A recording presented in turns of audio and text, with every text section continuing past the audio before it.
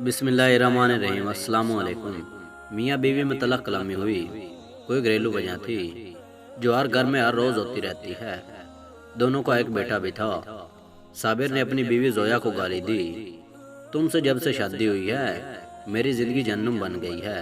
जोया भी चिल्लाकर बोली, तुमने मुझे इतना दर्द दिया है, मैं अब दुआ करती हूँ मुझे मौत आ जाए। अब तुम्हारे साथ एक सांस भी नहीं ले सकती मैं। झगड़ा किसी बड़ी बात पे नहीं था। 4 साल का बेटा माँ को झगड़ते देख रहा था। बेटा बहुत परेशान था, कभी माँ का हाथ पकड़ता तो कभी बाप का।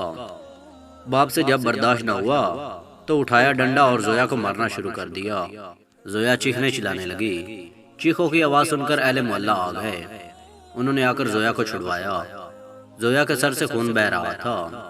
बेटा डरा सहमा दरवाजे के पीछे छुपा हुआ था। साबिर ने चिल्लाकर कहा, मैं तुमको तलाक देता हूँ। 3 बार तलाक बोला और जोया बेटे को लिए मैके आ गई। बेटा था, इसके दिल में एक अजीब सा डर घर कर चुका था। वो सबसे डरने लगा था। 4 साल का बेटा वो अपनी माँ की गोद में लेटा हुआ था।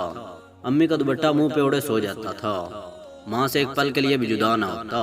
इधर बाप ने कोर्ट में केस कर दिया, बेटा मैं अपने पास रखूंगा। कोर्ट से आई खत वसूल हुआ। जोया के भाई ने खत पढ़ा, बताया साबिर ने बेटे को अपने पास रखने के लिए केस दायर किया है, अगले हफ्ते सुनवाई है। बेटा माँ के पल्लू से लगा हुआ, अम्मी बाबा क्या कहते हैं। बेटा अब 6 साल का हो चुका था। माँ ने बताया, कुछ नहीं बेटा, माँ बाप को जुदा हुए 2 साल गुजर गए थे, लेकिन बेटा आज भी जब वो झगड़ा याद करता तो वो बुखार में मुब्तला हो जाता। पहली सुनवाई हुई। साबिर का वकील काफी बड़ा था। केस साबिर के हक में जा रहा था। जोया महसूस कर रही थी, मैं बेटे को हार जाऊंगी। जोया घर आई।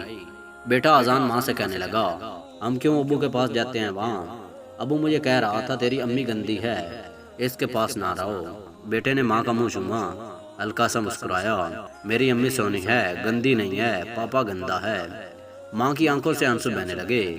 बेटा जो अभी 6 साल का था अपने नन्हे हाथों से माँ के आंसू साफ करने लगा। मामा क्यों रो रही हैं, मैं आपको छोड़कर नहीं जाऊंगा। बेटा माँ की गोद में लेट गया। इतने में जोया का भाई आया। जोया की तरफ देखकर बोला, हम केस हार जाएंगे, अजान को इसके बाप के हवाले करना पड़ेगा, इसका वकील बहुत बड़ा है। जोया खामोश हो गई। बेटे का मुंह चूमने लगी, कभी पाँव चूमती, कभी हाथ, कभी सर। अजान सोया हुआ था।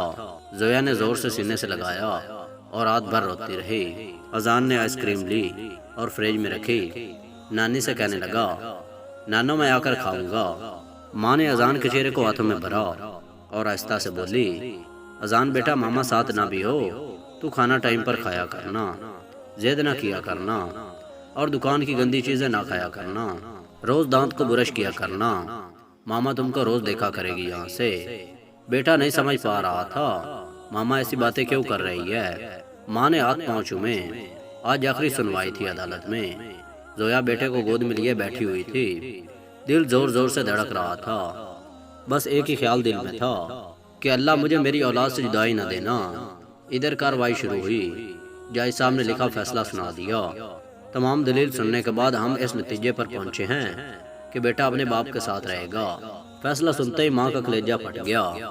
माँ बेहोश होकर गिर गई। बाप आगे बढ़ा, बेटे को उठा लिया। बेटा बाप के पास नहीं जाना चाहता था। बेटा चीख चीख कर रोने लगा, मुझे मामा के पास जाना है, मुझे मामा के पास जाना है, छोड़ो मुझे। जोया को होश आया। नंगे पाँव दौड़ते हुए साबिर के पास गई। इसके सामने घुटने टेक कर भीख मांगने लगी, सिर्फ एक बार मेरे बेटे को मुझे सीने से लगाने दो। लेकिन वकील ने पुलिस वाले से कहा, इस औरत को हटाओ यहाँ से।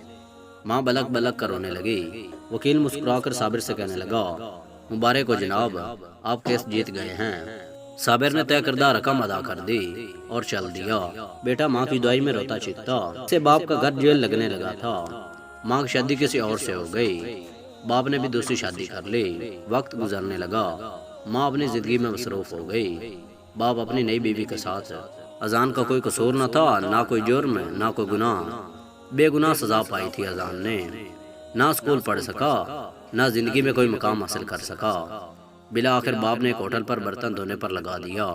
मैं आप सब से पूछता हूँ, کیا قصور ہوتا ہے ایسی اولاد کا؟ آپ میں اتنی برداشت نہیں ہوتی کہ ایک دوسرے کی غلطیوں کو معاف کر دیا جائے؟ صبر ختم ہو چکا ہے، کتوں کی مانند لڑتے ہو، ایک دوسرے پر الزام لگاتے ہو۔ میں دونوں میاں بیوی کی بات کر رہا ہوں۔ تم دونوں کی نفرت تمہاری اولاد کو کھا جاتی ہے، اور یقین اس کو بھی قاتل کا نام دے دیا جاتا ہے۔ پہلی شادی میں ایک دوسرے کی چھوٹی چھوٹی باتوں کو برداشت نہیں کرتے ہو، اور دوسری شادی میں بڑی بڑی بات پر کمپرومائز کر لیتے ہو۔ نہ جانے آج بھی کتنے بچے ماں باپ کی زہر آلود باتوں پر قربان ہو رہے ہوں گے، جو بے گناہ برباد کر دیے جائیں گے۔ ایک دوسرے کو برداشت کرنا سیکھیں، ایک دوسرے کو سمجھنے کی کوشش کریں۔ یقین کا سفر جانتا ہے، شادی کے بعد میاں بیوی کی سوچ میں دنیا کے ملنا ضروری نہیں ہے، کیونکہ آپ لوگ دو الگ الگ انسان ہیں، الگ سوچ ہے، الگ خواہشات ہیں۔ نکاح کا مقصد ہی دو الگ انسانوں کو ایک جان کرنا ہے۔ طلاق ہر مسئلے کا حل نہیں ہوتی۔ آخرکار دوسری شادی ناکام کیوں نہیں ہوتی؟ اس کی وجہ کیا ہو سکتی ہے؟ تو میں بتاتا ہوں آپ کو۔ دوسری شادی اس لیے ناکام نہیں ہوتی کہ اس وقت ہم صبر کرنا سیکھ جاتے ہیں، برداشت کرنا سیکھ جاتے ہیں، ایک دوسرے کی غلطی کو اگنور کر کے آگے بڑھ جاتے ہیں۔ اگر ایسا پہلی شادی میں کیا ہو تو اولاد خاک نہ ہو۔ میری تحریر پڑھ کر اگر کسی نے اپنی اولاد کو خاک ہونے سے بچا لیا تو میرا مقصد مکمل ہو جائے گا۔ یا اللہ ہم سب کو خیر بانٹنے والا بنا دے۔ کاش کہ یہ بات تیرے اور میرے دل میں اتر جائے۔ اگر ویڈیو اچھی لگی ہو تو ویڈیو کو لائک کریں، اور نیچے کمنٹ سیکشن میں اپنے خیالات کا اظہار کریں۔ ویڈیو واچ کرنے کے لیے شکریہ، اور ملتے ہیں اگلی ویڈیو میں۔ تب تک کے لیے اللہ حافظ۔